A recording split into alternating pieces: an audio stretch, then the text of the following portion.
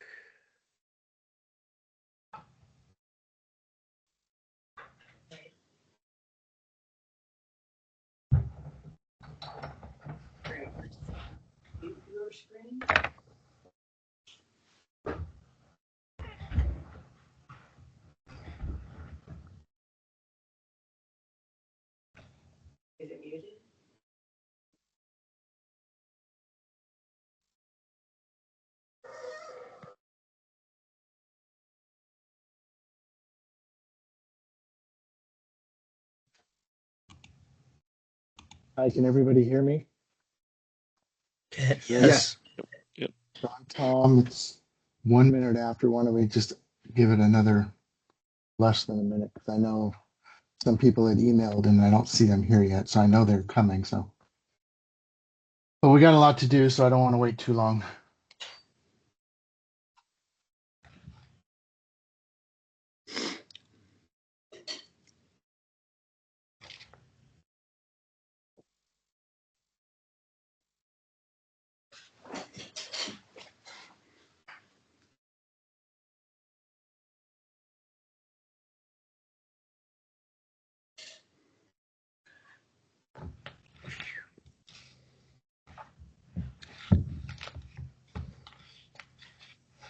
Okay. So officially 6:02. So I'll get started. People will wander in, I guess, and we can let them introduce themselves as they come. My name is Tom Ford. I may have met some of you on December 10th at the open house. I'm the project manager for the city of Petaluma for the Petaluma North Specific Plan. I'm going to be facilitating this meeting tonight, and we put together a little presentation. I'm really happy to be here, and I know it took a long time to get here. Um, you guys all submitted applications back in December, and then we continued to try to strengthen the sort of the breadth of our group. And so we spent a little time doing that, and then the city manager and the community development director selected you guys to join us on this group. So I'm going to let the staff that are present tonight introduce themselves. So Andrew, do you want to go first? Sure. Great. Good evening, everybody. I'm Andrew Triple. I'm the planning manager for the city of Petaluma, and I see a lot of familiar faces here this evening. So it's great to have you joining the project as part of the working group. Really, I'm excited about this. I think it's a very unique specific plan effort, both because of the nature of it's actually corridor planning effort, right? Because the shape of the planning area is more corridor-like, but I think also because it really seeks to address both housing opportunities, but also economic development opportunities and placemaking within the corridor area. And it's nice to have a planning effort that is so balanced between jobs, housing, and sense of place. So great to be here, and thank you all for your participation in the working group and support of the planning effort. Rainey? Hey everyone, I'm an assistant planner with the city of Petaluma, also helping out a little bit with the specific plan as well. It's good to see some of you guys again, after the couple of uh, public meetings we've had so far, and I've helped out with a couple of these applications myself, so I'm excited to get started. Yeah, I want to touch on something Andrew just said. Another key component of this is circulation. So I've been putting together some imagery this afternoon that our consultant team has been generating as they work towards our next workshop. And circulation's a big deal, and so hopefully we'll talk about that more tonight. Um, so I'm gonna just start with the presentation here.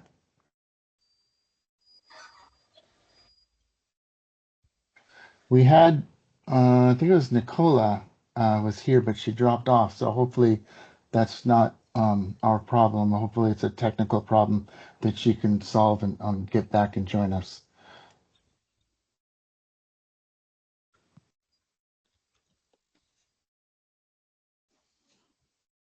So again, I'm really happy that we finally got here. We've been working since December with your applications. We've been um, trying to broaden the group, as I said, and then now we're here finally. So we have a lot to talk about, um, and I'll go forward. So this is modified a little bit since the email I sent yesterday afternoon. But what you'll see is I've tried to estimate how much time some of these items might take. And to save you doing any math in front of us, I'll tell you that this adds up to 1 hour and 50 minutes, 50. So hopefully we can, uh, excuse me, Rainey, I can't see my screen anymore. So if people need permission getting in, if you could do that, that'd be great. Um, Sure, no problem. so anyway, here we are. We're going to go through the introductions. I think that's going to take a little while. I estimate 15 minutes because we really want you to say some things. I put it in the email yesterday about, why you did fill out that application and why you want to be part of this process and what you hope to get from it. And then we'll go over some rules. Then I'm going to talk a little bit about this community outreach partners model, the COP, the working group that you guys are part of. Um, where you guys can think of yourself, well, I'll get into it later, but you can almost think of yourselves as a guinea pig. This is largely Andrew's brainchild of a way to create a group that can be an advisory committee. But the reason we're calling it a model is we really want it to serve as a model for an advisory group that will be taking part in multiple planning projects that'll be rolling out over the next couple of years with the city, other specific plans, a zoning code update, fairgrounds master plan, a whole series of things. And it's envisioned that the way our group runs and the things we learn about things that work and things that don't work will help serve the city in this as a model. Then we'll talk about the project schedule. And then, as you can see in the red font, I've kind of put out where I think the places are where we really want to hear from you guys. So the next will be the existing conditions report.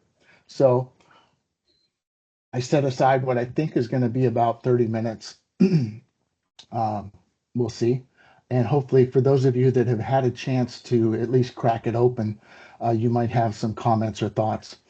Then I'm going to talk a little bit about the ongoing process. And when we say the Petaluma North specific plan ongoing process, by that I mean since the consultant team started generating that existing conditions study, since the consultant team started doing some stakeholder interviews, since the team led us in the December 10th open house that I know many of you were at, they've done some iterative design work, and it's all leading up to eventually the specific plan, but more immediately the workshop that we'll have on Saturday, March 21st at noon at the Lucchese Center.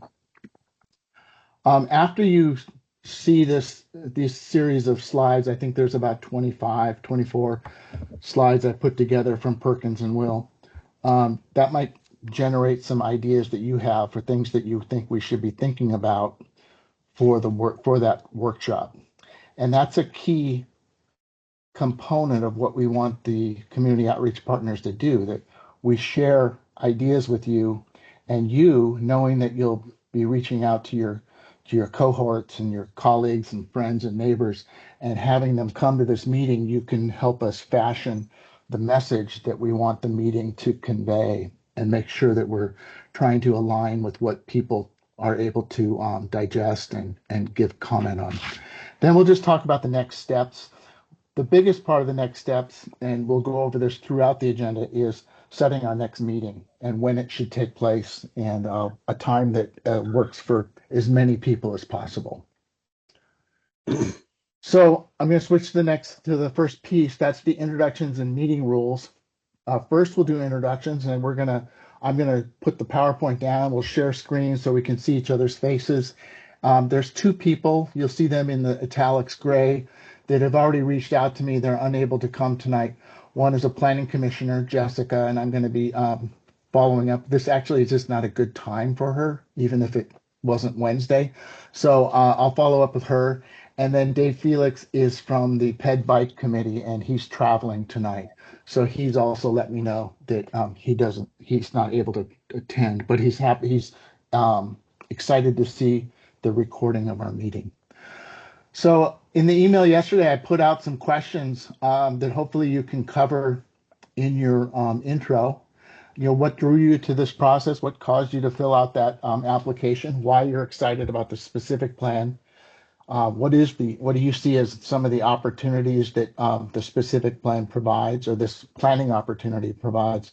And then another key component of you guys, the working group members, is that you have a network to tap into and bring to our meeting. So the next one is March 21st, and then later in the very late spring, we'll be going to the Planning Commission, and then following that, we'll be going to the City Council, and we want to make sure that people are coming to that.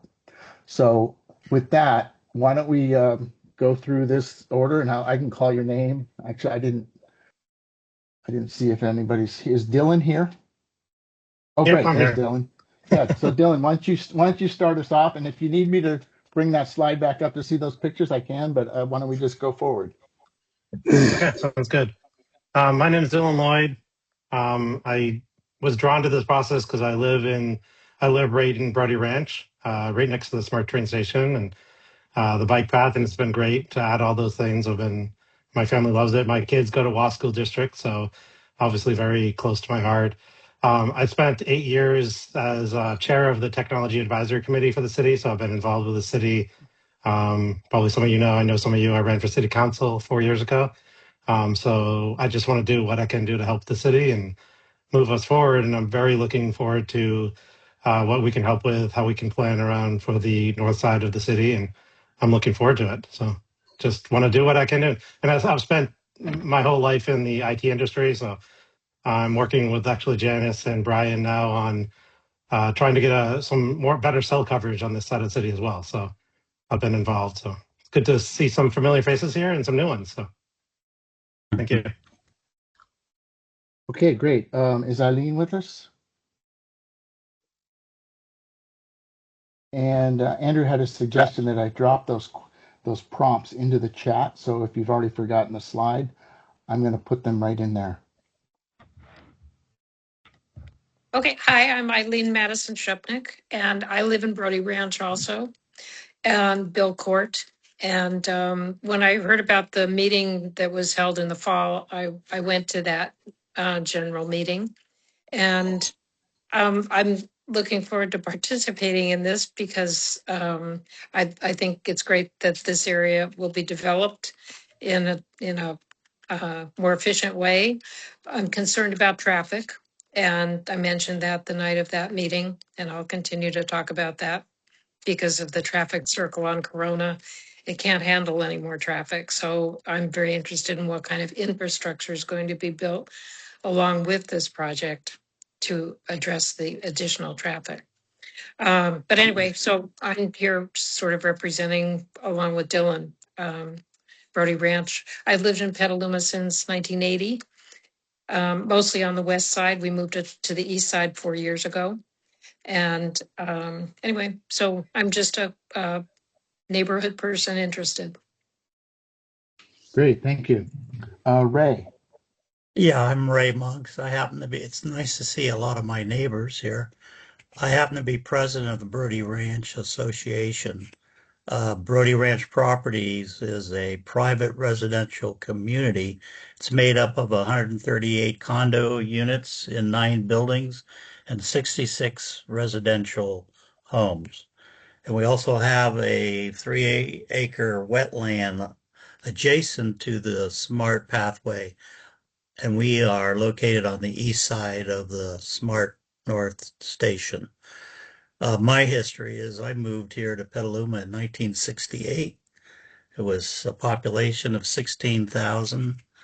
Both myself and my wife are natives of San Francisco. We raised 3 children here.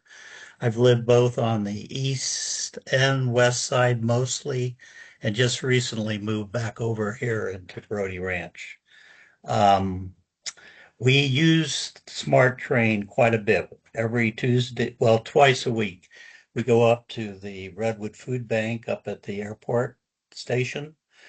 I've really gotten to know the conductors and the people that run it, and I've noticed how it operates, and I couldn't be more pleased about the whole situation. But I did notice that up at the Santa Rosa station, they are starting to have school buses show up at the same time that the Smart Train comes. And I think that's a great thing. And I think that's something we need at the North Station is more easy access to it. Not just a Smart Train coming, but then have our own systems that maybe Petaluma Transit, other things, to make it easy for students and people who work up here north and some of our commercial places where a lot of visitors may want to go to, like Lagunitas and all those other places. So I'm really looking forward to being on this committee.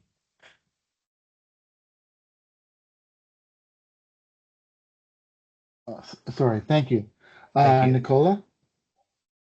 Hi there, I'm Nicola Fry. I've lived in Petaluma approximately almost 60 years now, but for the last 17 years, I've lived in a mobile home park that is part of this district. I've always lived on the east side, and I represent about 1,200 residents who live in the mobile home parks. I have agreements with all of the homeowners associations of all the parks that I will go and report to them every time we have a meeting or discussion. I'm also on the Senior Advisory Committee, which means I'm a big part of the Senior Center, and I represent several private property owners in the area also. Great, thank you. Gregory? Yeah, like Ray, I've been in Petaluma since '68. Grew up here, raised a family here, and I've retired here. Even though I'm not in the district, I feel like I am because I'm on the Smart Train. I was actually on there today. Went down to Larkspur, took the ferry into the city with my wife. Had a great day. Came back. I also use the Smart Path on a regular basis, and I'm an avid cyclist. And I see the firsthand the safety concerns of like trying to cross Corona or just coming up McDowell, towards like Lagunitas, where there's some safety concerns where I think if we could add some calming, traffic calming like they've done on D Street or something to make it more accessible and family friendly. And I'm super excited because we're actually talking about the east side of Petaluma and not everything that's happening on the west side. And so it's, as someone who grew up here and who's part of the community, I'm excited to, help frame the next 20 years on the east side. And, I'm looking forward to all the wonderful things we're going to try to accomplish. Okay, great. Luis, were you able to join us? Okay. Um, I was kind of not that I'm not excited to see all of you, but I was excited about Lewis because he doesn't live in Petaluma. He's an employee, and he works north of Corona Road at a biotech company. And I was really looking forward to him. I'll reach out to anybody that didn't show up, but um, because he's an employee and uses the plan area as an employee rather than a resident, I was really looking forward to getting his viewpoint for the group. But I'll reach out to him and see what else I can do to get him here. Frank, would you like to go? Sure. My name is Frank Cordum. I live adjacent to the plant area. And my concern is about future development that extends, I guess, to the north of Corona Road, and whether there's any opportunities for mitigation of um, some of the flooding conditions that might occur. I know Corona Road is doesn't have very great drainage, and if there's more development, then that could impact that. And adjacent to my own property, there's also a vernal pool wetland that perhaps could be, it's not in the plan area, but it would be nice if that could be preserved, because there's not, your wetlands are a scarce resource. Okay, thank you. Dwayne. Good evening. Dwayne. I should, I guess, been in the area 40 years. I was first invited by the city of Petaluma to participate with the then president of the Adobe School Board and in a discussion with the city manager and two council members to discuss the Corona-Eli plan.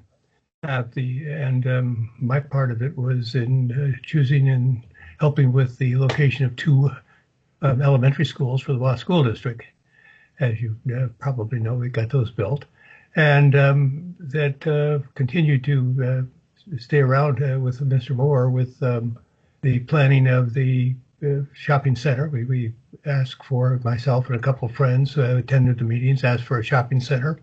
Ended up with the little G&G Market for a while, Leghorn, and saw to it that the city included parks and playing fields. The road we approved was decided to connect the junior college access across to the future smart station, and so that I was very pleased when the Architects Institute, American Architects Institute, said that they thought that the Corona-Eli plan was a bit of a gem of a community for a walkable community, and so I was been hoping that we would get started on the portion in the urban growth expansion area, the about 90 acres to the northeast of Corona, and would build something that was exclusively oriented towards the rail station, and would have a very nice walkable community that would be a model in the future for that. I don't know much about the area south of Corona. I don't walk down that way, but I would love to see the area to the northeast of Corona made into exactly that type of a pedestrian-oriented community. And I guess that's what I have to say. Okay, great. Thank you. So I would advise you to come to the workshop because I think you'll have a lot of opportunity to all of us will have a lot of opportunity to work with those ideas that you just mentioned. Tom. Yeah, hi, my name is Tom Scott. I grew up, I was born and raised on this property. We own property on kind of kitty corner to the rail station. It's right across the railroad track. I know Frank Cordum pretty well. I grew up with him and his parents here on Eli Road. But my third grade teacher was Helen Putnam. Anyway, I watched him build Brody property out. I knew the Brody family quite well. And I have kept our property, which has the bicycle and walking path all along our property line, about a half a mile. This used to be a dairy ranch, by the way. My parents bought it in 1942, and I was born on the property, like I say. And I've kept it out of the community separator at the county level and got us into an urban growth boundary expansion area at the city level. It's been about 40 years I've been working on this property.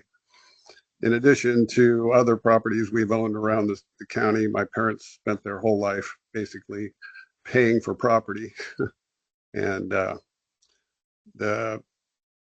there's a street on off of McDowell called Scott Street that was named after my parents because we used to own the whole Denman Flat all the way to the rail, all the way to the freeway.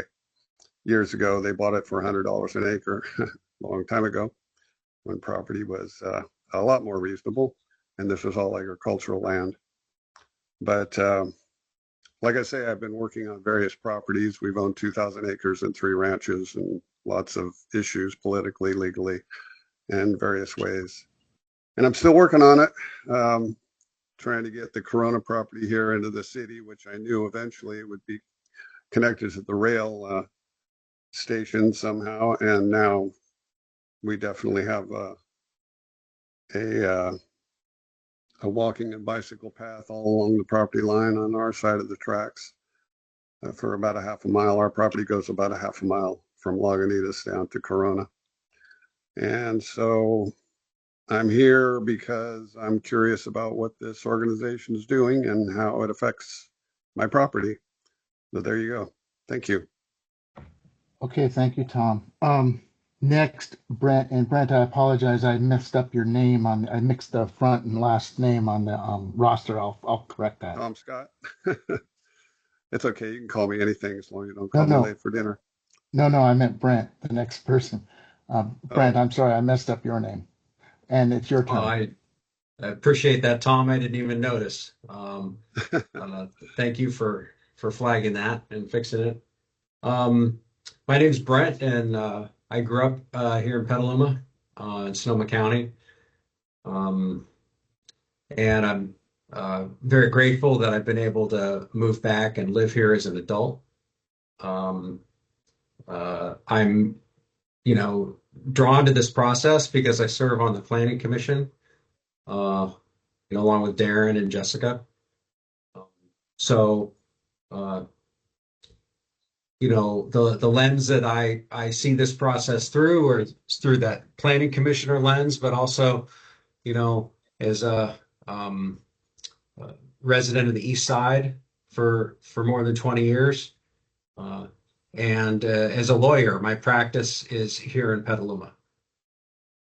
And what really excites me about this opportunity is enhancing our communities on the East Side, uh, which sometimes feels like the redheaded stepchild uh, compared to the West Side.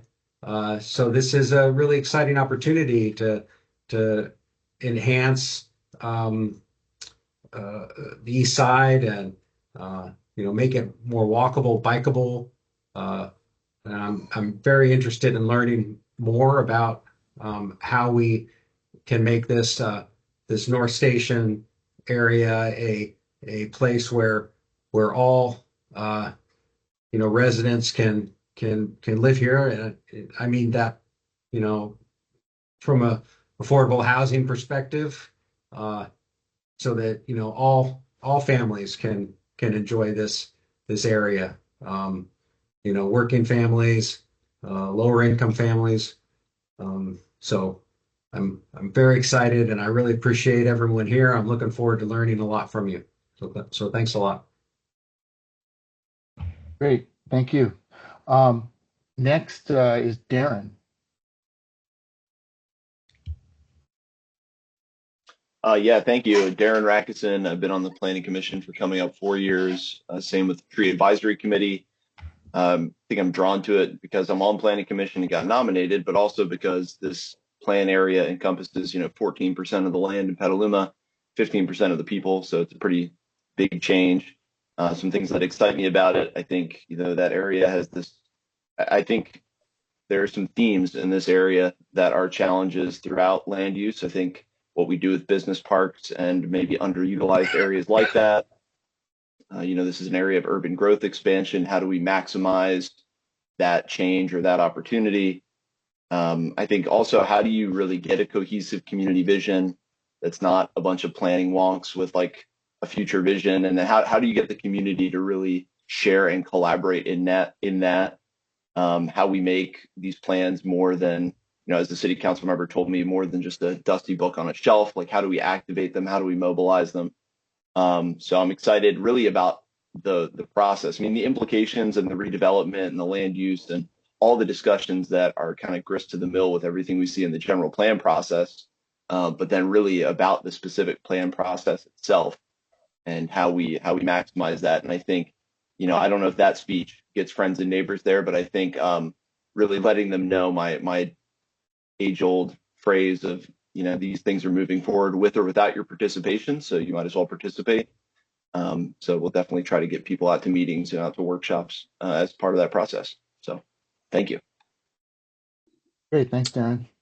We'll look forward to your help. Leslie. Hi, yeah, my name is Leslie Boucher. I heard about the working group through the Transit Advisory Committee. I'm currently a committee member there. I'm just sort of, I live in the area near the North Station, so very interested in kind of what happens in the area that I live in. And just in general, I'm interested in person first, transit oriented, dense, walkable communities through living in great cities abroad like Berlin and St. Petersburg. Um, and the thing I'm most excited about is I just want the Petaluma North Station to be as much of a draw as the like downtown Petaluma station. So really excited to see what we do here. Great, thank you, Leslie. Um, last on our list for tonight, anyway, is Dave Alden. Hi, I'm Dave Alden. In terms of community involvement, I think this is the 8th city body I've sat on, which I think implies some level of masochism. But I'm probably here on this committee more because of my role as the chair for Petaluma Urban Chat, a local organization that advocates for walkable urban development with particular mission statements of housing, non-car transportation alternatives, climate action, and municipal dollars. Municipal finances, let's say. Really, to me, this is two kinds of projects.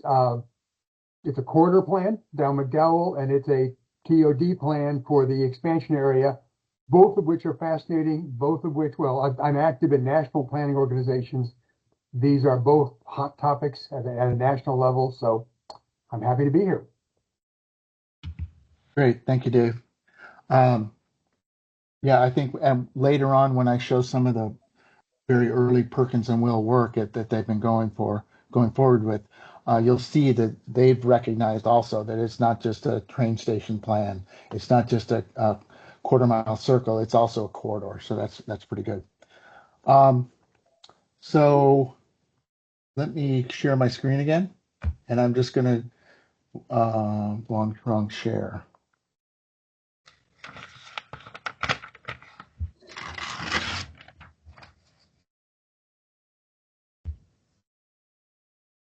So just want to set some ground rules. I'm going to try to be the director of these meetings. So if you need to say something, please raise your hand, and we'll try to get to you as soon as we can. We really want everybody to keep their cameras on so that we're all part of the same meeting. Later on, when we talk about future meetings, we can talk about if this is working or if some number of you want us to explore a hybrid thing where maybe I'm in City Hall, with whoever wants to show up in person. But for right now, we're all online and we should all have our cameras on. When we're not showing material such as what I'm doing right now, I'm going to try to go back to that screen where we saw everybody's faces so that you guys can see reactions and we can be as close as possible to actually being in a meeting room. Use the raise hand feature if you want to say something. And then particularly when we go into group discussion, like when a little bit later, I'm going to ask you to comment on the background report to the degree that you want to, or the next workshop. Let's try to keep our speaking turns to 2 minutes, and we'll see how that goes. And hopefully that we'll make sure that everybody, I think there's about 15 of us, have a chance to speak. And then another thing is just when somebody's talking, just raise your hand. I don't have a mute. I do probably somewhere. I can mute all of you, but I don't want to get into that. Let's just try to be in a situation where we're allowing our co-members to speak. So I found the introductions that you folks gave fascinating. It was great for me to hear that, particularly since I'm a consultant, so I'm not in Petaluma all the time. And so it was great to just hear the various backgrounds of people, especially if didn't have a chance to meet you December 10th. So I'm going to try to make up some of the time to keep us hopefully under 2 hours tonight. But I do want to talk a little bit about the community outreach partners model. And hopefully this isn't completely new to you. You hopefully saw some of this information before you actually went and filled out your application. As I said earlier, we really want this to be a model for future advisory groups that key into various planning projects. So these three blue bullet points kind of point out the attributes that we see this group performing. It hopefully will build community trust. Um, as you take information from this meeting and reach out to your people that you trust and know and share information with, hopefully they will know that they can trust your word about what you've heard and what you see happening, and it'll just help us to build trust in the planning process. And because of that outreach component that you guys will bring, we think it can amplify the outreach that we do have. We're on a pretty limited budget, and it's coming generally from a grant that the city got from MTC, the Metropolitan Transportation Commission. And the city has already been pretty firm in that they don't have any additional money to lend to this particular effort. So we're trying to be as frugal as possible. And we see this working group, this community outreach partners, as a way to enhance the participation goals that we have. So the specific plan, the consultant team proposed a series of different types of engagement with the community. You might have seen a pop-up event that already took place. There's going to be more, particularly further along as the plan gets closer to planning commission review and such. The open house was in December, and that was an opportunity for about 49 to 50 people to really engage with the first thoughts that the consultant team had. And then, as I've said a couple of times tonight, we're building towards a community workshop March 21st, and you're going to start to see a lot of ideas from the consultant team that I think are going to dovetail with a lot of the things that all of you just said as you introduced yourself. So there's some of the desires that you have either for your community or for this plan area. So what is the group? It's informal, it's staff facilitated. I'm a part of the city staff. It's advisory in nature. So you won't be asked to make decisions. You won't be voting on anything, but you're certainly going to be telling us your opinions, and we're going to filter that into the planning process. We're going to get it to the consultant team. It's important to know that this is not a Brown Act group. It's not a Brown Act body. And one of the reasons we did this is to facilitate a more nimble group, if you will. And because we did face some funding challenges and trying to be really frugal with our budget, we wanted to just keep this group as loose as possible. On that note, I'll say that we are recording this meeting. We're going to make it available on the website. We're also going to synthesize a text file that'll be basically an overview of what we discussed and what some of the topics were and what some of the high points were. And we're going to put that on the website too. So what we're trying to do, since this isn't, we didn't invite the public to this because I really wanted to focus this on just the 15 of you, and we're already going to pack up a 2-hour meeting. So should we get requests that the public wants to attend, we'll certainly deal with that. But right now, what we're trying to do is deal with the transparency issue by making this meeting recording on the YouTube channel, available on the YouTube channel, and then publishing notes to the website. As I said earlier, it's not a decision-making body. And we believe that the community members, and there's a whole number of you, if you see it on the roster, we made a point of putting your affiliation in there because that was one of the topics that was discussed with the city council on Monday, November 3rd of last year, who was going to be on this group. So the city council helped shape what that is. So there's residents. Most of you happen to be residents in the plan area. I think there's one person who's not, but is very adjacent. Yeah, as you can see, there's a number of board and committee people. There's planning commissioners, transit committee, GPAC member. So we're trying to get a well-rounded group that not only represents the community, but again, has those tentacles into the community to help build interest. And we're hoping that the community outreach partners model will help us build some of those relationships and have people show interest in the plan and continue to support it as it goes through the review, adoption, and process for both the plan and CEQA. So again, this is kind of an overview of what I just said. It's staff developed and it's a advisory to staff as we push through the push on the consultant team to develop the plan with city input. It's not a Brown Act body, as I mentioned, and the purpose is to facilitate that active communication and participation by community members, people in your networks that many of you just expressed and explained in the introduction process. The role is to participate in these discussions. As I said on the ground rules, you can raise your hand and we'll make sure we hear from everybody. Hopefully you'll be able to give us some input. Like I said, a little bit later, I'm going to show some of the initial thinking that the consultant team has done, and that might generate ideas that you have for the workshop, things that we can do. You can help us disseminate accurate information. For those of you that are already on the mailing list, and hopefully that's all of you, we'll be getting out an email either tomorrow or Friday that's announcing the March 21st email workshop. Please feel free to forward that to people that you think might, that you think should come and be interested. And then also we'll be generating sort of a little email flyer that once that's ready, we can give that to you and you can disseminate that to your networks.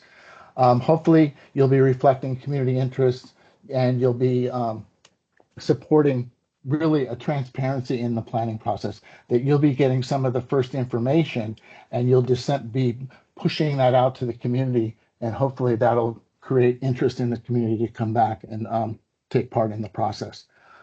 And then I think, as we heard in all of your introductions, the contextual insight that each of you brings is really going to be kind of important.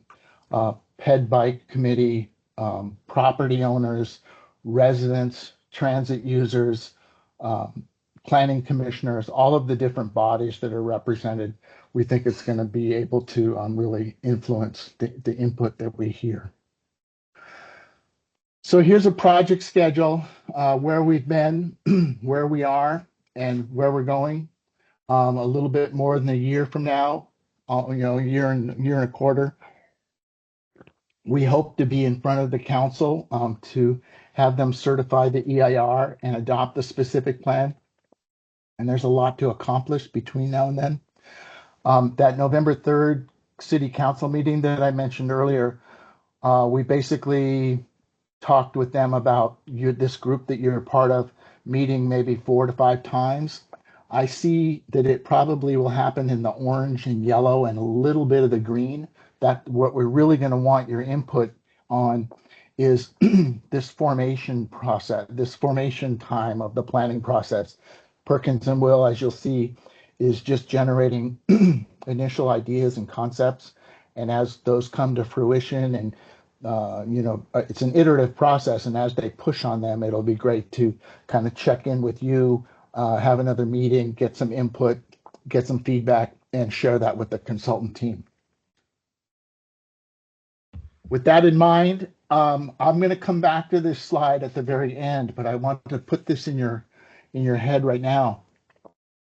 This is kind of looking at, this starts the week of March 23rd, 2 days after the workshop.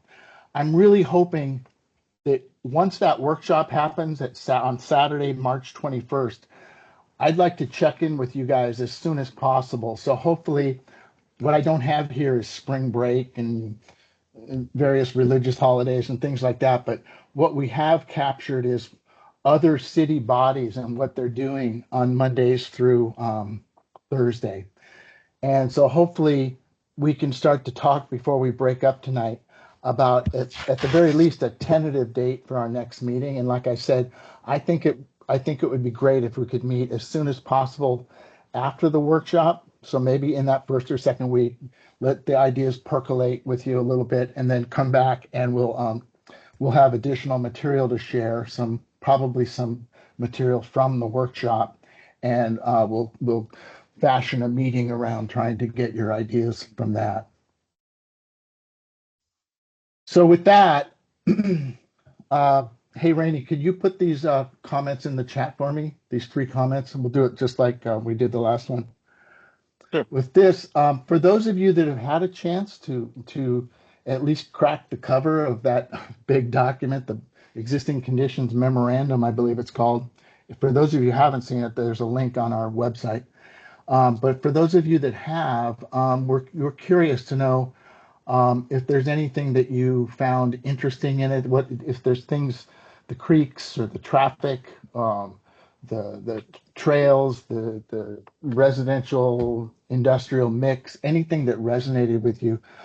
If there's anything that helped create excitement in you for like what this can achieve and what can it become, and then does the report help you or does it not help you think about what can this plan area transition to? You know, what can it become? And with that, let me just say one thing, then I'll hand it over to you guys. We had an internal meeting with the consultants, and the traffic guy, Matthew from Fair and Pierce, he had a really good point, which I think many of you have voiced in your own way. This part of your city was built at a time when everything was built to the automobile scale. And there was just some freight train tracks that kind of went through.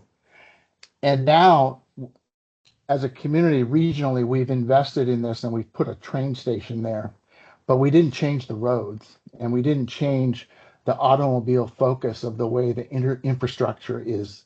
And this plan is not as much about land use as it is about circulation. And hopefully you'll see that in the existing conditions report. It's really about how do we make it safer?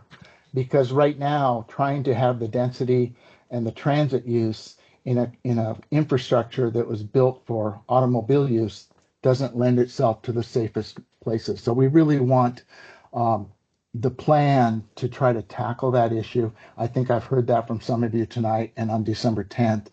And hopefully that's expressed in the existing conditions report. So with that, I'm going to stop sharing. We'll go back to gallery view.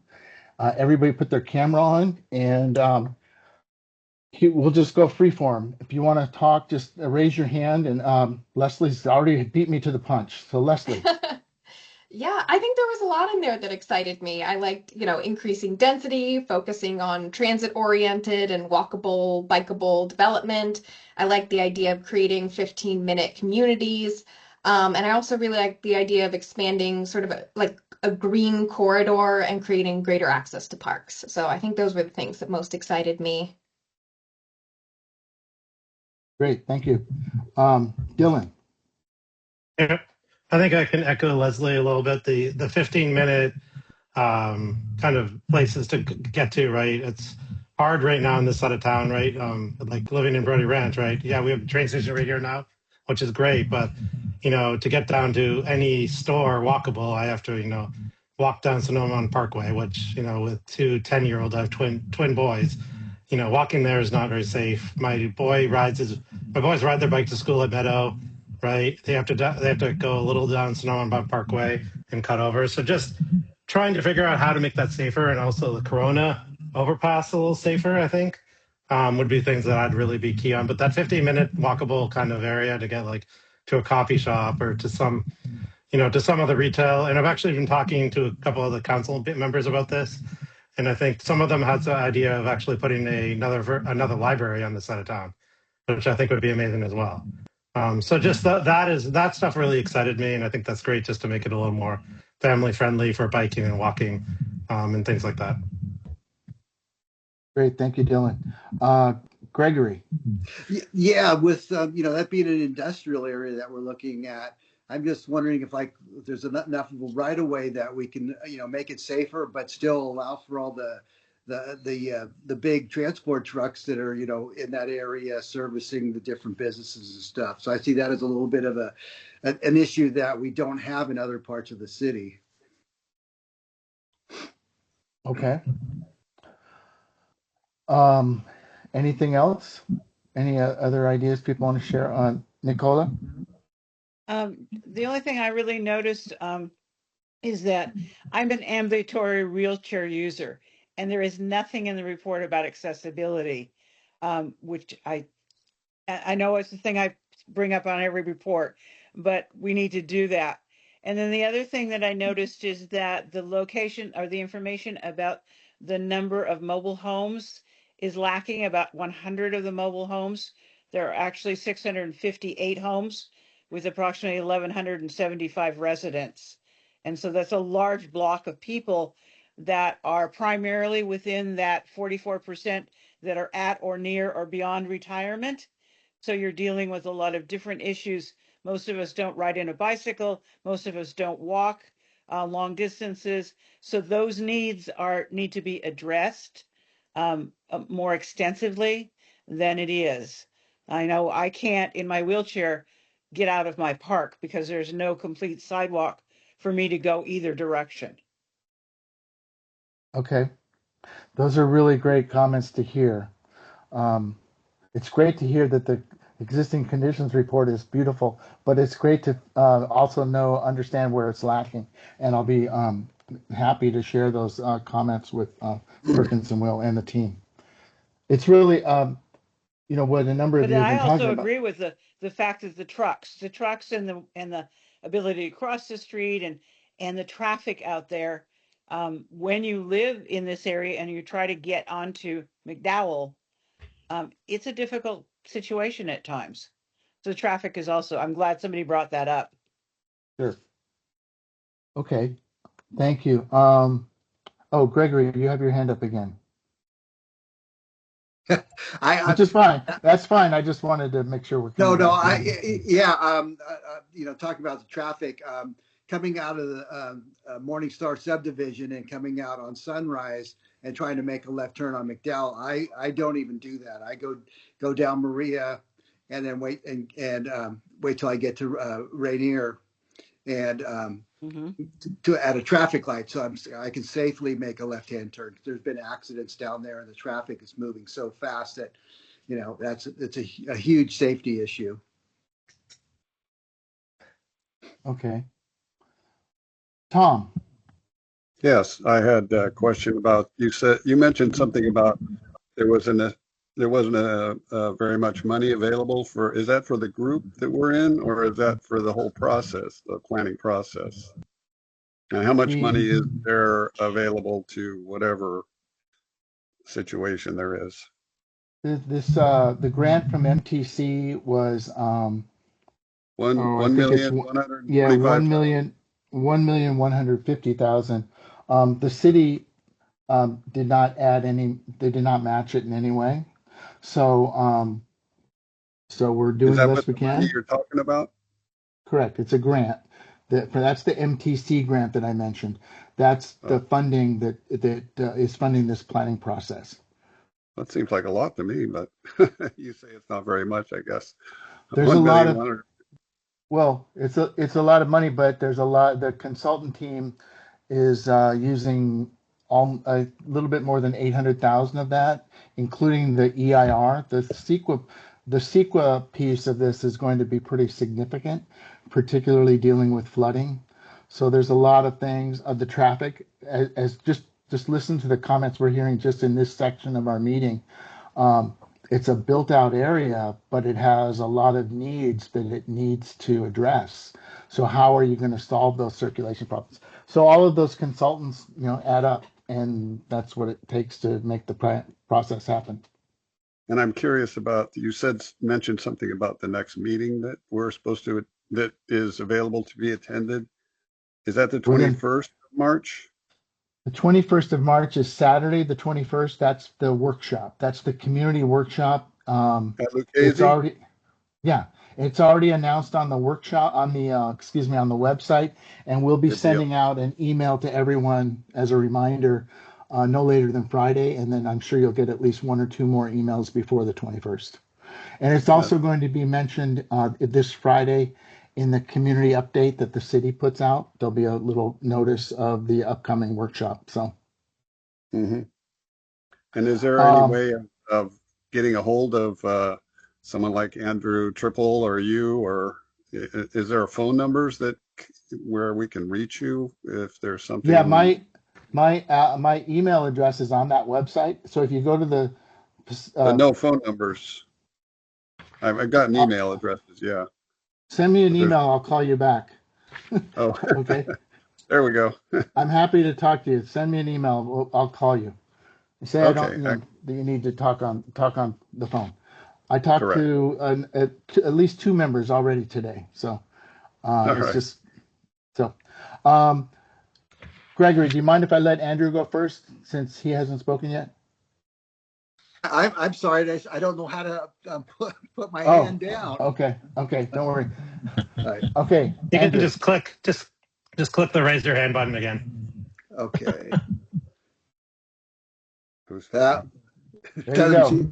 There you Oh, go. good. Okay. Gotcha. Hey, I also wanted to point out too, this is a bit of a different planning effort. It's a specific plan project, and the requirements for specific plans are established by the state. So not only do you have to do the visioning exercise, create the land use plan that we would normally do, you also have to take it to the next step and create the implementation strategy, including all of the development standards and everything. So there's a lot of work wrapped into a specific plan. Even though it's for a smaller area, you actually have to do about double the amount of work that you would do for a policy planning effort. So, Yeah, and then I can add to that the other piece that state law demands is the infrastructure has to be studied and evaluated, and that has to be part of what Andrew's called the implementation plan. So it's not enough for us just to put out a vision, hey, we're going to get to the train station so much easier. The plan has to talk about those issues that you folks have already raised. You know, how is it going to become safer? How are you going to facilitate more people? And all of that has to be not only figured out how does it look, how does it work, but somebody has to figure out how does it get paid for. So the economists will be working on that part of it. So there's a lot of moving parts and a lot of consultants in it. Nicola? No, I was just asking if Andrew could turn his video on when he's talking. He is. He's been on. Oh, oh, Yeah, I'm I on. don't, Yeah, Andrew. I don't have him on for some reason. Oh. You can't see me, Nicola? No, go I That down hardly can't. makes that You hardly can, Okay. makes this meeting worthwhile, then, doesn't it? you're Well, I incognito, know Andrew. what you look like, I'm here, Andrew. I trust just me. don't, I missed you. Let's put it that way. Okay. Dylan. Yep. Just quickly, and Darren will probably laugh when I bring this up, but because he was at a lot of my tech committee meetings back in the day. But I've always been very keen on bringing fiber to people in the city. And I know in our new developments we have it, like we have it in Brody Ranch, we have it in places. But I think if you could, I didn't see anything about like connectivity, networks and things like that in the plan. So I'd love to see, and coming from an IT background, I'd love to see how we can introduce fiber into more of the older communities, older houses, older apartment complexes that don't have it.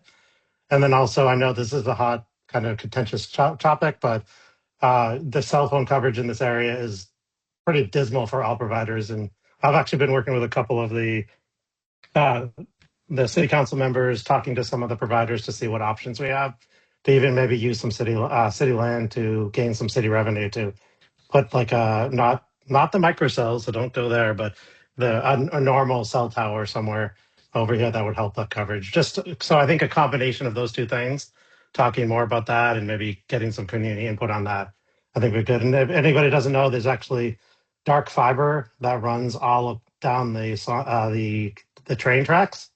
So like if something could tap into that and use that to bring fiber to more residents that don't have it. I'm just a big proponent of trying to bridge the digital divide here and get faster internet for everybody, right? Because it's going to be key to the future of everything. And it is the Thank, key to everything now. Thanks. Thanks, Yeah. Dylan. Could you explain that again just real quick? It's dark fiber that's in a cable corridor underneath or with the The train train corridor? tracks. Okay. Yep. So they laid dark fiber underneath the train tracks when they put them in. And dark fiber basically is fiber that's just not used. Some of it's used. but a lot of it is not used. So there's a huge amount of bandwidth options there that run through Okay. there. I took a picture of them putting it in. Yeah. This big wheel. They were digging Yep. a trench. They laid the fiber optic stuff. Yep. Very interesting. That's I want good to to build know. that whole rail system.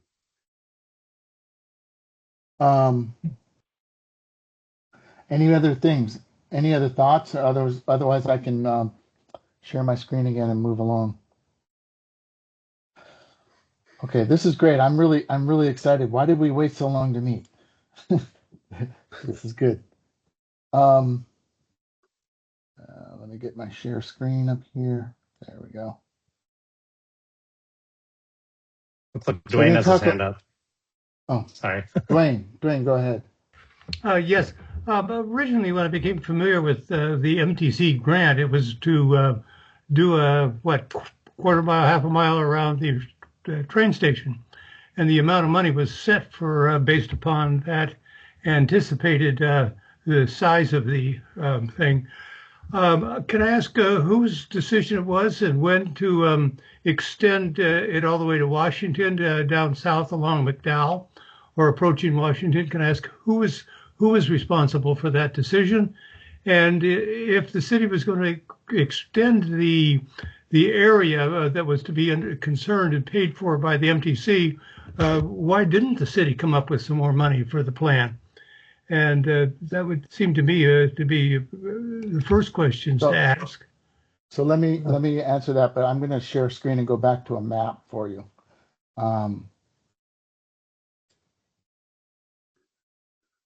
So the grant was always for what's called a PDA, a priority development area.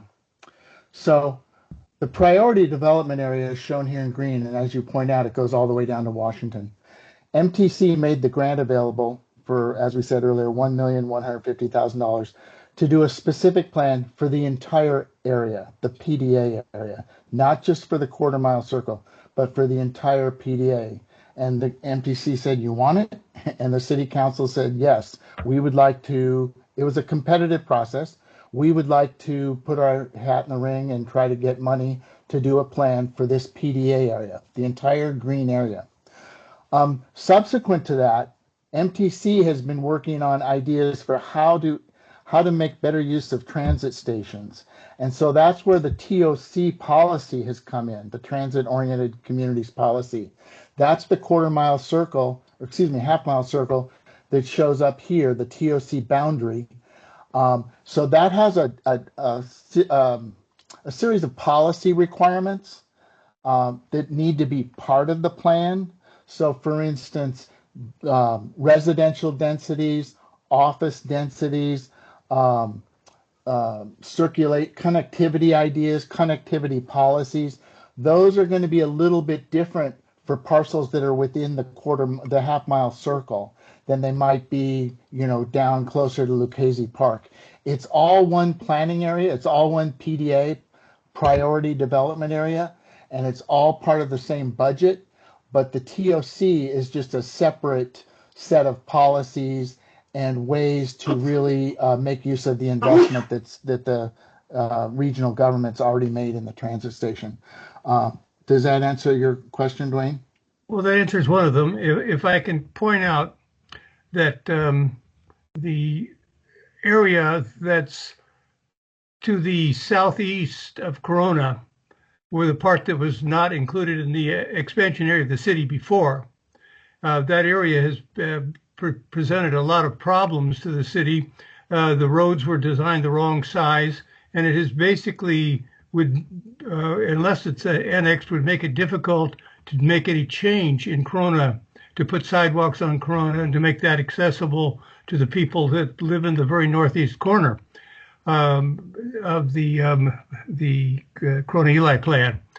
In addition to that, as I said, I don't know why that piece was left out. You see which piece I'm talking about, a little rectangle about halfway up Corona towards Eli. And I don't understand why it was planned that way. And you can see the problems that will cause in the future.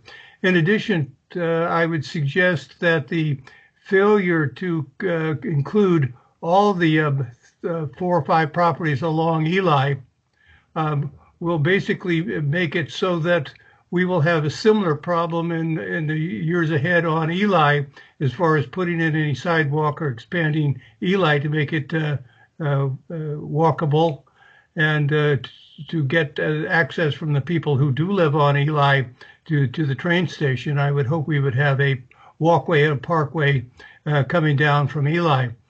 I would also, so anyway, I don't know why those parcels cannot be included, or at least the people asked if they want to be included, and if it costs more money, that they be asked to contribute to this program if they want to be included. But it seemed like making a complete square rather than all the way up to Eli would be far productive, more productive in the years ahead, especially if we're annexing.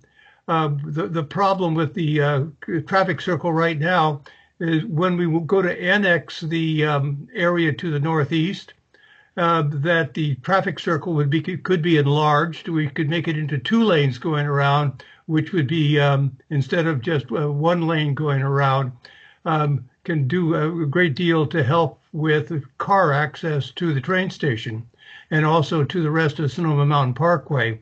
So I think those 2 issues need to be addressed. I don't know whether we can, but it would be best to get started on how we can include that area. The train definitely needs the additional people living there, just like the people living at Brody Ranch can ride very easily, get on the train.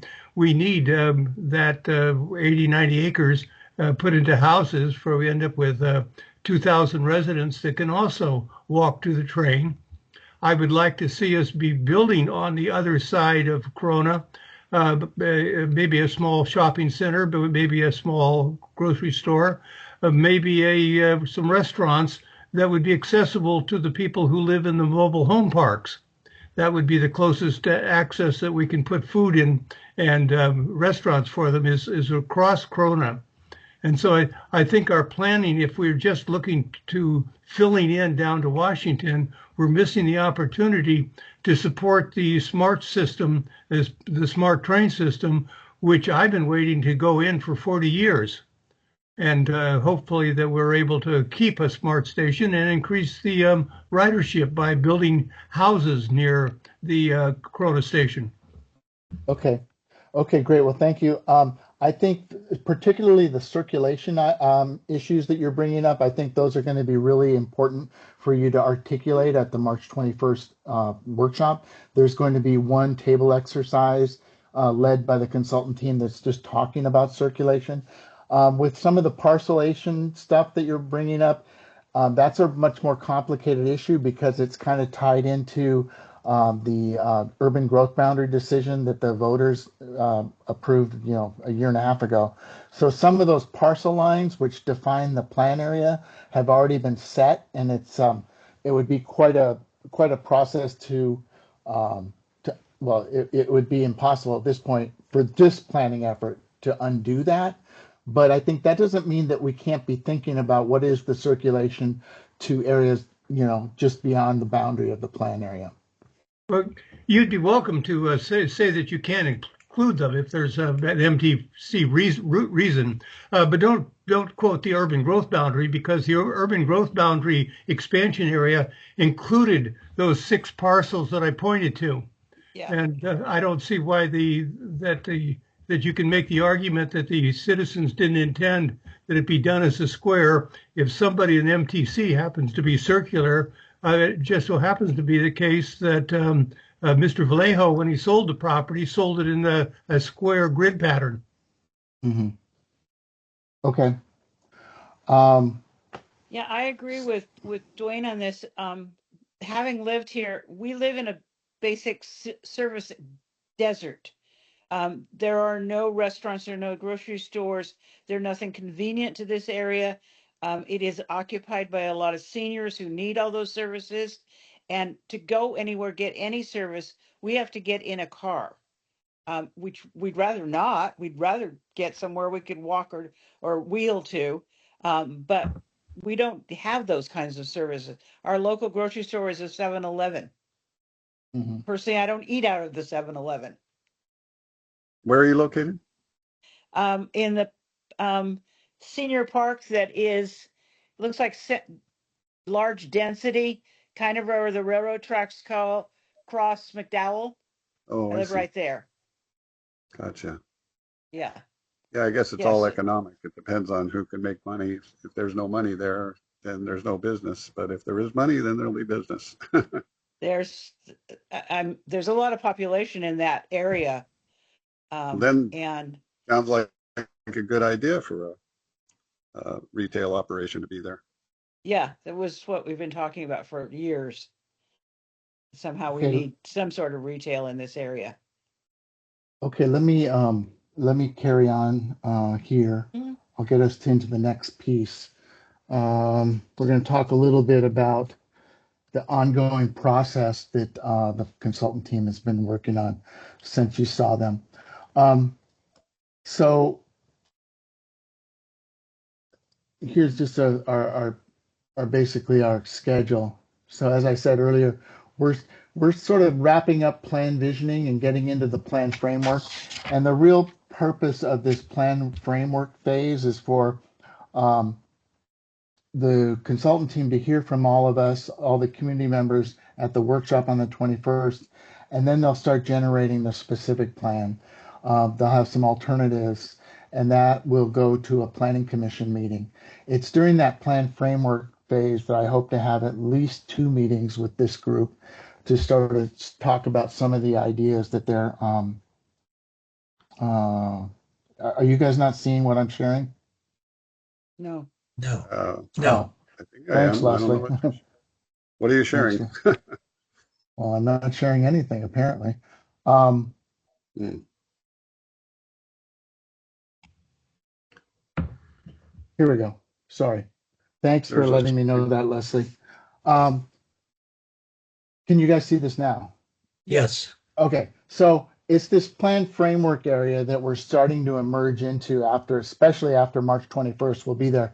And that's when they'll be really rolling up their sleeves and starting to do the plan.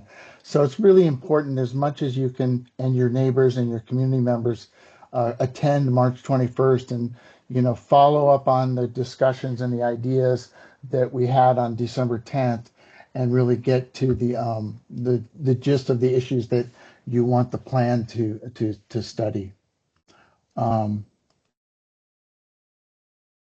Is the process, does the AR take take the most of the time, or is it the specific plan itself, or what? Both. Both? One of the things about an environmental impact report is it has 2 state mandated review periods that one of them I believe is 45 days and the other's 30 days. So And they have that's when public hearings around it and all that. yeah, You can't just do a correct. negative deck, huh? I've done No, EIRs before. yeah, They're really challenging. yeah, as is this one. Um, Yeah. so I'm going to start to show some imagery from Perkins and Will. And this slide is a modification of a slide that first came in the Perkins and Will proposal. They saw their specific plan, basically addressing the 3 oval pieces at the bottom, so the 3 issues or disciplines. And at the top, you'll see a lot of things that are important to the city. There's a vision statement. The city has guiding principles. We have general plan pillars. And then the city council has a series of goals that they've made um, apparent and made useful. So it's when those things meld that the consultant team is really working around the different ideas that they're putting through the visioning stage and trying to now start to sharpen their pencil and make work better. So here I'm just going to pause and show something different. I got a question, Tom. Yeah. Um, has the UGB expansion area been changed from one general plan to another, or is it the same? Do you know? It's the same as what the voters passed in November of 2024, I believe. It hasn't changed since then. Right, but before that, there was also UGB expansion areas. Was it the same as that, or do you know if it's changed in 2024? I don't know this for sure. I think Dwayne Um, was kind of asking about the UGB expansion area, The if the the property up to Eli is included in that. no, not all the way to Eli. No, and also That's what I it thought. yeah, and it's actually the UGB when you get across Corona Road, it has to be a council decision to annex that Right. specifically for transit-oriented properties. So that Yeah. decision hasn't been Majority of the made yet, council. but the voter initiative enabled a future city council to make that decision. But it's part of the EIR, right? It's part of the planning process. But if the city council if the city council does not decide to annex that land, then it's the urban growth boundary stays where it is right now. Right. Okay. I Um, understand. It'd so be insane if they didn't because of climate change, but that's my own opinion. that's why we have to make this specific plan as good as possible. We have to do a really good job. Yeah. It needs to make sense, and if it makes sense, it will be obvious to a future city council that land is part of the planning process. So this is a very early slide that I think there's 23 slides I'm going to try to spin through very quickly here because I really want to get your reaction. While I'm going through these 23 slides, what we're getting to is another discussion period with you folks. And I want to hear from you as to some of these ideas that Perkins and Will is working on.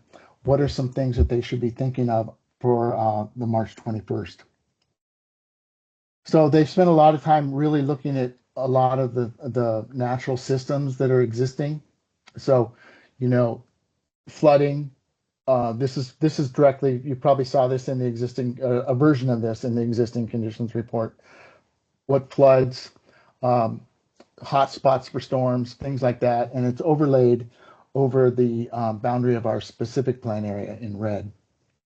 Question, I didn't understand on this map, the large blue circles, they're not accurate, correct?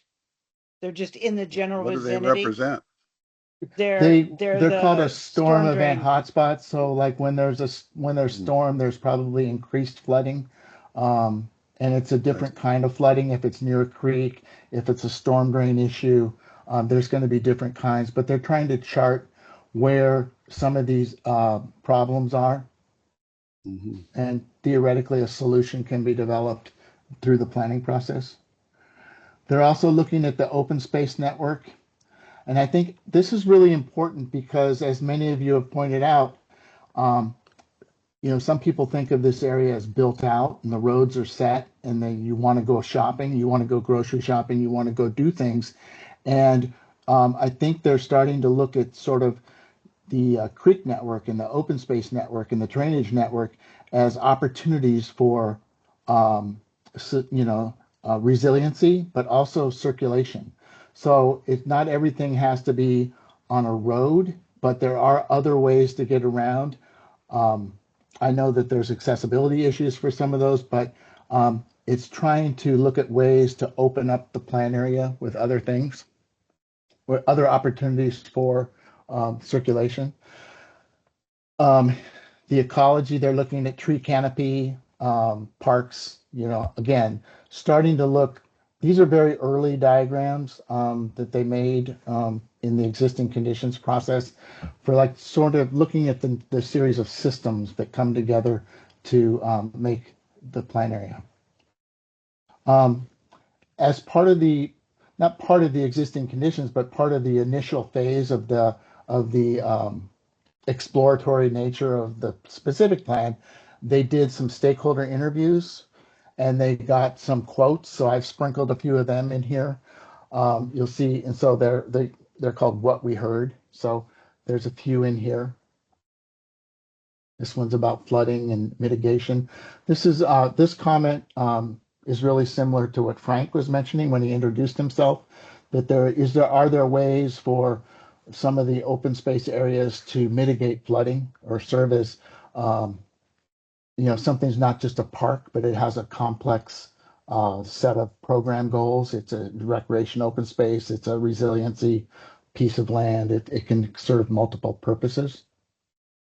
Um, Three different kinds of barriers. Some of these we've already touched on in your conversation tonight. The mega blocks, the large blocks that are sort of set, and the road network is pretty set. And so it creates large tracks that hopefully the circulation thinking in the specific plan can start to break into. So there's three different kinds of physical barriers. There's the highway that basically forms a boundary for the most of the plan area. There's the rail corridor that goes right through it, and there's limited ways to cross that. And then, as I said, the mega blocks. Here's another another quote directly from the Petaluma Family Resource Center, talking again to some of the ideas that I've heard from some of you tonight. The transportation desert, just that the ways to get around or even to get to the train station are limited. The ways to get up and down the McDowell corridor are limited, and the challenges that presents. And so the specific plan, knock on wood, is going to try to solve and find solutions for many of these issues. They started to map the bike and trail network. Eventually, what you'll see is all these series of maps that I've been showing, when you start to overlay them as one composite, you'll start to see a lot of potential for improvements and circulation networks and circulation corridors and ways to get around the community. I think this is the last quote I have that I got from their background report. And again, this is from a specific stakeholder. I gave them this quote. And you see resonating through these statements a lot about circulation and making the best of opportunities and finding better opportunities to connect and address connectivity. Some of you in your introduction statements talked about this 15-minute city. This idea is explored in the general plan and it's put down there as a policy. And so they're trying to pick up on that. And so this plan area, as we talked about earlier, it's a large plan area. It's not just about the train station and the half-mile circle. It's the entire PDA, the entire priority development area. And all the way all up of in these town. things, yeah, all of these things exist.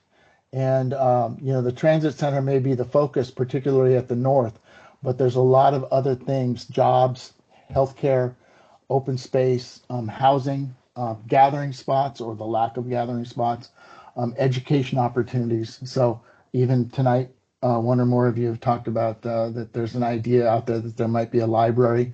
So there's even a civic component. There's Public Works that has their office there, Lucchese Park. There's a lot of civic representation.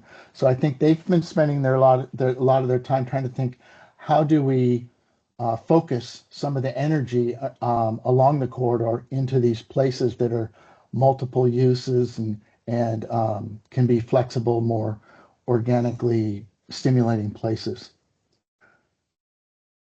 I think this is going to be a really big thing to talk about. Is it's a huge area, so they've started to think about the different scales that you can look at this plan area. It's the 5 minutes around the station, but it's also the corridor and the opportunities for nodal activity along the corridor. I think might have been you, Dave, were you talking about how this is both a transit focused plan, but it's also a corridor plan.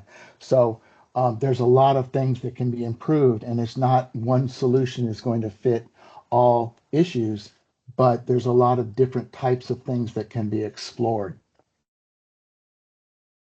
So coming out of the December 10th open house, they didn't open their computer. They just kind of started they got their pens out and they just started doodling and drawing and sketching and starting to think through some of these ideas, that there's a corridor, there's two transit opportunities at either end of the corridor, and what happens in between. So you can already see they're charting where some of the drainages and creeks are, where those cross streets. starting to think of like this is one of the terms that they started using, a constellation of anchors. So it is along the corridor. How do you activate and make better use of some of these places as centers or community anchors, so that they become better ways to connect through, connect to, um, and stimulate activity at the same time as benefiting um,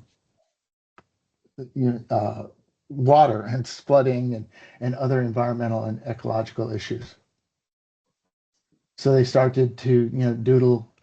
Well, doodle is a bad word, but they started to really they're just still sketching here. This is in late December, January, starting to just flesh out some ideas and concepts that they had as professionals, but they also heard from the community on December 10th. Here again, now they're starting to overlay some of those concepts together. So you start to see the green network, the circulation network, and some of the blue creeks and streams. That leads them to thinking about, well, are these like, can these be their own separate areas, a constellation of centers, as they say? So along the corridor, and how do we start to think about these places as sort of self-sustaining, smaller neighborhoods? And it's not just this big, long corridor that you could potentially get lost in. So we start to see, are there ways to differentiate these neighborhoods? Are there ways to think of them differently once you've defined edges and corridors through or to? What are some of the ways that these can be accentuated? And then here's just a theme, if you will, the urban theme, neighborhood theme, discovery theme, and how do these all overlay? So this is some of the thinking. Again, they're still just working in the pencil, the pen and ink, hand drawn. They haven't really attached to a parcel map yet. They're still in the thinking and designing phase.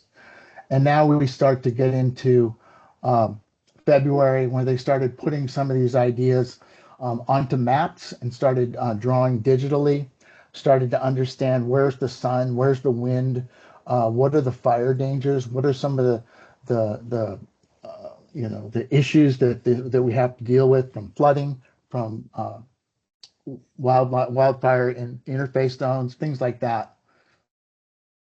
Again, thinking about the climate, thinking about getting across, getting better circulation, finding ways to, either with natural corridors or existing bike lanes, existing corridors, opening up the area and finding in this 1,100 plus acres, what are some of the opportunities for creating better circulation and use? Then, and this will be a focus on the 21st, they're going to talk about circulation. So they've started to think about street typologies. Many of you have spoken tonight about, congestion and safety and things like that, getting around, getting safely around, accessibility, things like that. So they've started introducing these ideas into their design thinking, and how they're going to lay out potential solutions, policy and design solutions for making it a better place. And this is the last slide that I have tonight for this.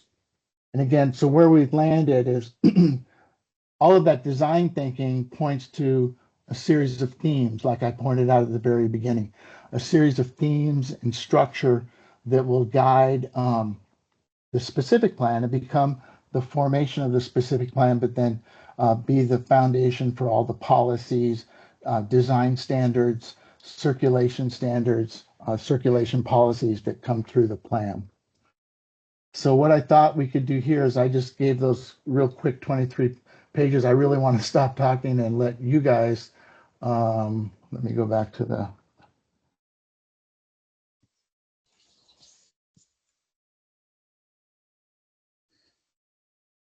yeah, so COP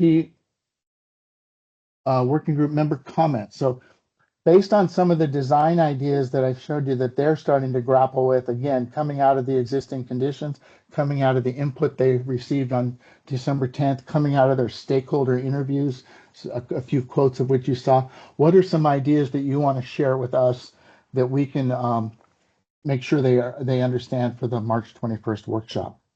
And anybody, what I'm going to do now is I'm just going to stop sharing and go back to letting us see each other's faces. Can we all see each other? Okay, good. Yes. So anybody have an idea? Anybody, want to talk about something that you want to make sure they explore at the workshop? Yes, I'd like to comment about climate change. I haven't heard any comments about it, and what its importance is in relationship to the planet we live on, basically. Um, you've talked a lot about planning and flooding and homes and traffic, but nothing about climate change and its relative importance here. Okay, Is great. that an issue, or is that ever brought up? Yes, that's an issue. I would think it seems to be the most dramatic one, according to Bill. What's the environmentalist name? Kibbe? I don't know. Kibley. Yeah, I Anyway, think a lot of what I just showed in some of the resiliency thinking that they're doing, how to make better use of some of the stream corridors. That's straight out of climate change because climate change is what's causing so much of the flooding. Climate change is causing what that one stakeholder, the property owner, with flooding outside of his property, brought up. So maybe they haven't explicitly said climate change, but that's certainly that's driving a lot of the resiliency thinking that's going into some of the design and planning work. I Greg? would think I've been working on it all my life, basically, kind of indirectly. I know that I'm an amateur astrophysicist, so I know the planet Mercury and Saturn's a lot hotter, even though it's 70 million miles from the sun, and Mercury's 30 million miles from the sun. But it's because Venus has a runaway greenhouse gas effect, which is what we're headed for in a way. But Okay. anyway, I just think a little Yeah, bit of attention needs to be paid to it. I'll make sure they know that. Okay. Gregory. Yeah, we have that industrial area. You have the streets off McDowell like Scott and Ross and stuff. And I'm just wondering if those are, areas that, there's occupancy or, vacancies there that we could use to build out some of these things like, stores, restaurants, community areas. Like if there wanted to be like music, I would think that over by the train station, people would complain of loud noise. But if you're closer to the freeway in the industrial area, you can have venues like, more venues like that without having, the complaints. So I just, the industrial area just is intriguing to me. Okay. The short There's answer a is yes. The longer answer is today we had a meeting with them and exactly what you just brought up, Gregory. They're starting to think about that in some of the industrial areas, the streets that come back into some of those facilities. So they really are looking at that, and you'll see some of that in the material that they present on the 21st. And they'll ask for community members to at the breakout tables to tap into that.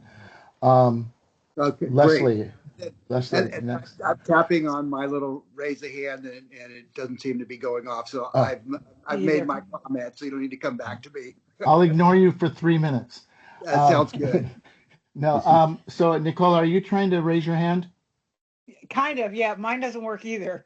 Um, yeah, I live I'll very come back close to you, to. Leslie. I Okay. live very close to the large industrial buildings, and there's a couple of them that are either completely empty and not used at all, or mostly empty and available. And I'm wondering if that has a potential to be a multi-story, they're 3-story tall buildings, is it has the potential to be a multi-story community, a store, a bank, that kind of thing, but also a meeting place, a coffee shop, that sort of thing available in that area. There is a small coffee shop, but it's not in a really good area for traffic, and it has changed hands several times over the last couple of years. So there needs to be a lot of, if something were to happen to change one of those buildings to a multi-use building, it would take a lot of publicity and marketing and that sort of thing to make it work. And I don't know about the economics of all of that. Yeah, so I think what you're bringing up is great. there's definitely going to be room for that comment on the 21st. And like I was saying to Gregory, some of the focus will be on some of those industrial areas where there's perhaps underutilization of land and what can become there and what can happen there. So some of those land use discussions you'll definitely want to chime in on. Leslie. Yeah, I just think one thing I'd like to see considered is how to make it apparent when people step off of the train onto the Petaluma North Station that it is a destination. Um, I think uh, it looks like there's going to be a lot of apartments there, and I think that's fantastic, and we need that. But I think it's also there needs to be maybe on the bottom of those apartments, like businesses or something, so when people get off the station, they don't see just like a bunch of houses and go, "Oh, this is like a flyover station." It's you get off the station, you're like, "Wow, I am somewhere that I want to explore or see." Sure. So activities beyond residential use. So, Yeah. okay. Frank. Yeah, I mentioned flooding as a concern, and I think that along with that, Corona Road is very narrow and it's surrounded on, it has ditches on either side, and there's houses that are built very close to it. I'm just wondering if there could be some uh, planning thought given to how to make that road more serviceable for the number of people who are going to be using it as development increases, and perhaps a way to divert some of the water that goes down those ditches into some type of uh, um, some kind of pool or something where the groundwater could be recharged if that water was Sure. taken out of the ditch and um, put into some kind of recharge area. Like I know that I don't know if I know along the Willowbrook Creek there's areas where flood water is allowed to um, get away from the creek and then percolate into the land. You can see that from the old Redwood Highway, I think. Mm-hmm. And so if something like that was to be part of the planning process, I think that would be also good. Okay, So the great. widening of Corona Road in some kind of Sure. equitable way so that, the existing homeowners aren't harmed too much, and a way to get rid of those ditches and maybe use the water for recharge. Okay, great. Thanks. So what Frank and Nicola have just brought up, I think is making me think that we saw sort of an outline of the workshop today. There's going to be about a 20 to 30-minute presentation, and they're going to touch on some of these ideas that you guys are specifically bringing up, like flooding, the width of roads, industrial areas, ways to maximize use, activities once the train station as a destination. And so once they break out of that half hour of just giving you guys some ideas that they're thinking about, and they'll lead you through some of the design exercises, that's when you're going to get to express some of these ideas even though you may have already seen them express them to you in their opening presentation. There will be the breakout sessions for you to work on these individually. So these are great things that we're hearing. I think you may be next, Ray. Okay.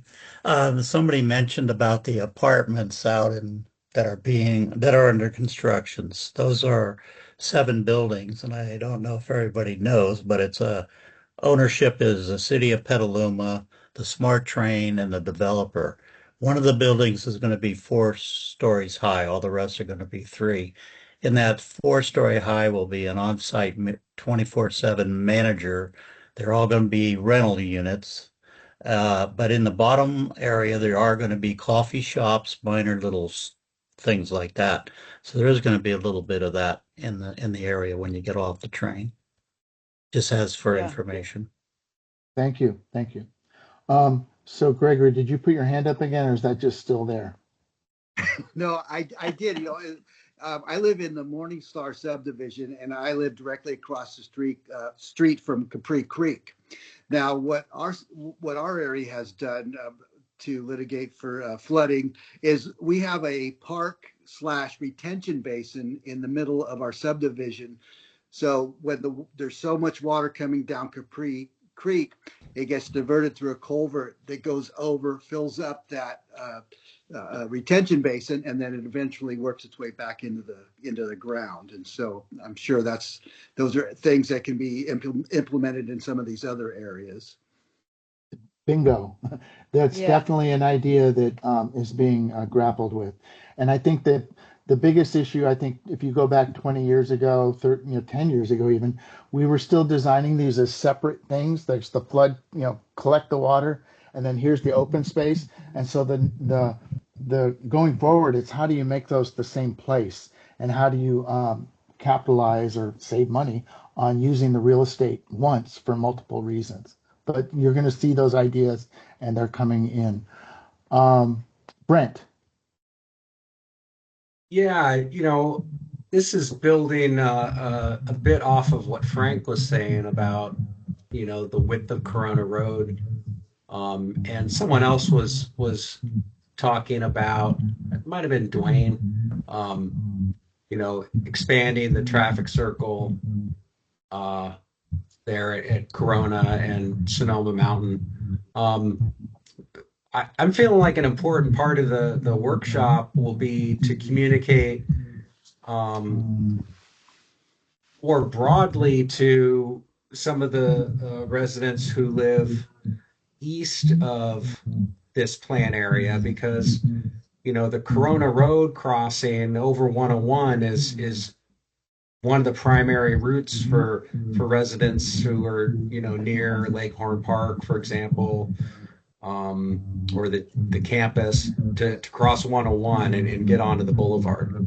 So how this specific plan is going to increase and facilitate better traffic flow through the project area, and what is the relationship to any project with Caltrans to widen the Corona crossing over 101. I feel like that should be an important part of our workshop. How the through traffic is going to go through the neighborhood, and not just cars, right? We want this to be walkable, bikeable, and for those modes of transportation to take priority. So how does the walkable, bikeable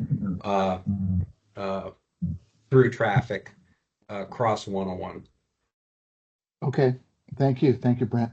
Okay, I think I might have been missing Darren, who's had his hand up for a while. That's okay. I can't see it on my end. The UI doesn't show it to me. So thank you for that. Thank you, Rainey. Yeah, quick question, and maybe this is for Andrew, about how does the general plan treat this area again? I should know this, but my brain is drained today. What does this look like in the general plan? Is there like a baseline general plan land use for this area, or is it just grayed out pending this plan? No, the general plan does propose land use designations for the entire area, but it does anticipate this specific plan. So it didn't drill down and provide a lot of policy detail for this area, around the North Station as well as down the corridor. The general plan does have two what do they call them? Opportunity areas, or urban centers. I forget the exact term, but one is the Healthy Petaluma site across from Petaluma Valley Hospital, and then the other is that shopping center down very close to the intersection of East Washington and McDowell. So those that called out, I think, as high-level opportunity sites, but otherwise it's really leaning on this specific plan to dig into the details, as well as to establish, the strategy for implementation and the objective standards. Okay, that was my next question, is if this is mainly a series of land use changes, or do we envision like design standards, infrastructure standards? I think we're on the precipice of like urban forest master plan, and maybe standards around trees and things like that are governed in that document, not in this plan. But yeah, is this plan more than just zoning land use changes? Is there other design implications in there? Yeah, well, you can feed into Andrew, but I would say I wouldn't use the term wide scale land use change. I think it might be more drilling down, as Andrew said, and getting more specific. That was the general plan. Mm, Here's the specific plan. So now we have an okay. opportunity.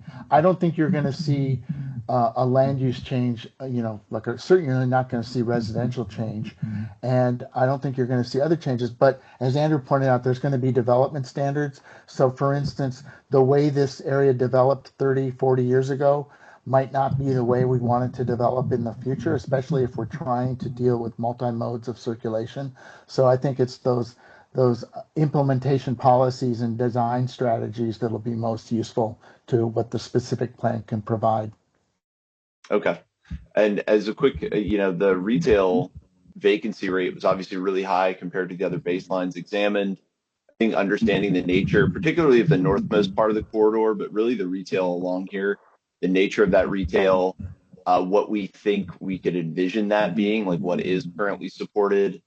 I noticed the Visit Petaluma distinction for this area. They had called it the Maker Alley, which to me, we've used that a bunch, like maker. I'm never sure what that means. Like I have a vision of the handlebar mustache guy making leather goods, but I don't know exactly what that means. So it would be good to know what kind of retail, commercial, industrial, agricultural supporting industries, like where there are opportunities, like what, and we can't really control that. That's a market thing. But I guess maybe what's the makeup of the retail, and is there anything we can do in a specific plan to incentivize, like, hey, maybe we want an industrial area to the north, which it already is, but versus a more retail shopping center area, or I don't know if those conversations. I mean, no, it seems like the scope of this plan, but I think just understanding that a little better for the average user who, like me, I don't live in the area, so I'm not as familiar, and just helping understand, like, what are the barriers to either redeveloping those lots, revitalizing those lots, because I know a lot of the trusts that own these big commercial plots, it's hard to move them sometimes. So, like, what can a specific plan do to help with that? I think that's a big opportunity. From what I was seeing on the existing conditions, there's actually a higher person per square mileage than elsewhere in the city. This area's got some things going for it, higher concentration of jobs, but that vacancy rate, when there is a lot of commercial potential, seems like a good thing to drill down into, from my perspective. Okay, thank you, Darren. Thanks. I'm glad we waited to hear from you. Um, Gregory, is your hand up on Yeah, purpose? Okay, it is. good, good. The whole Maker's Alley kind of a thing. And we do have some businesses in there that are, that are really important. We have Wright Industries, and they make real high end. In the cycling industry, they are, very well known. We have there's a company called Beggs Knives. They make these incredible custom knives. We have Mesa Boogie that does stereo audio type of stuff. And so, I mean, there, it just needs more marketing. There are some pretty cool businesses in this area. That's great. Thank you, Greg. Yeah, if I can say one thing about the 21st, I would encourage you not to focus on or ask them to identify the obstacles. I think what they're trying to do right now is wrap up the vision. And so we really want to get to the ideas of what we want to see there. And it's through that next phase of the planning process that as they push on those ideas, they can start to identify potential obstacles and not necessarily abandon them, but find ways to mitigate the problem. Leslie. Oh, I'm sorry, Andrew, you had your hand up. Thanks. Yeah, I just wanted to emphasize again how unique this area is for some of the very interesting small businesses and production-oriented businesses that are providing jobs within the area, right? I think that, when we think about this sort of walkable retail restaurants and such, we don't see it widespread. We see it sort of at strategic points where, to Nicola's point, it's accessible, right? And it's accessible without the need for a vehicle. But to be able to retain some of these production-oriented businesses that have very, very deep roots in the Petaluma area are taking the Petaluma name out, worldwide in some cases. I think it's really important to capture that and celebrate it as part of this planning effort, to make sure that they can continue to thrive, but then also create those opportunities for other like-minded businesses, small-scale entrepreneurial types to be able to locate within these highly successful business districts. Thank you, Andrew. Leslie? I just had a quick question on the logistics of getting the word out about the workshop. I was wondering, I know we're all trying to reach out to our, various organizations or put flyers up. I was wondering if it might be worthwhile to have maybe a shared spreadsheet where we could just kind of input where we've put up flyers already or who we've reached out to so that we're not duplicating efforts. Sure. Rainey, why don't you and I talk about that tomorrow? I think the biggest, maybe we can put something like on Google Docs so that city employees and non-city employees can all get, access the document, and and that sounds like a great idea. We'll start working Okay. on that because we are going to start to see that we'll be able to provide you with collateral. Like, for instance, there's going to be an email going out. There might be a digital attachment for a future email or a flyer that calls out the statement. There'll be a flyer that you could Xerox and post up or put in a store window, things like that. Those will be opportunities. I'm going to wrap this section up unless anybody has any more comments that they want to make about the workshop, things they'd like to see at the workshop. Okay, let me go back. Oh, who's that? What the objective is of the workshop? Is there a primary objective we should be, concerned about and try to achieve? Yeah, I think, like I said, the consultant, they think they're going to do it in 20 minutes. I think it's probably going to take more like 30. They're going to show you a lot of similar information as to what I showed you, some of the thinking they've been doing around climate change, resiliency, circulation, existing conditions, and vision. What can it become? And they're going to spend like 20 to 30 minutes going through that with you. And then they're going to break into groups that are focused along a certain subject matter. And I think both of those pieces are important for you to take part in. Really digest what they've learned and what they want to put out for us, and then sit down at the table and provide input along those subject matters. I think they're going to have an area that's focused to the north near the station. They're going to have an area focused towards the south near the hospital, the shopping center at Washington and McDowell, and try to suss out those ideas. And then there'll be a third table that's dealing with circulation issues and circulation ideas. So let me go back to the screen. I'm going to try to get you guys out of here in 8 minutes. I want to circle back to a slide I showed earlier. So Tom was just bringing up a great idea. I mean, a great point. There's going to be a lot that happens on Saturday, March 21st, and you and all of your friends are going to be there. So once that closes, I really want to sit with you guys on a similar meeting. We'll structure it. Maybe the 23rd, 24th, 25th is too soon because I think we want to put together a presentation like this that spurs conversation from you folks. So maybe the city calendar looks like, I don't know, maybe something's going on the week of the 30th. Maybe that's spring break or something. But there doesn't seem to be any conflicting committee meetings that are happening. Although I did hear that sometimes PBAC meets on the first Wednesday of the month, but they don't meet every month. So they're not showing up. So maybe Wednesday, the whatever that would be, April 5th, 4th, something like that. Oh, April 1st, I guess. Spring So one of break those is the days. 6th to the 10th. Oh, okay. And then also different schools, the charter schools and the public schools apparently have different breaks. But Yeah, that's the high schools.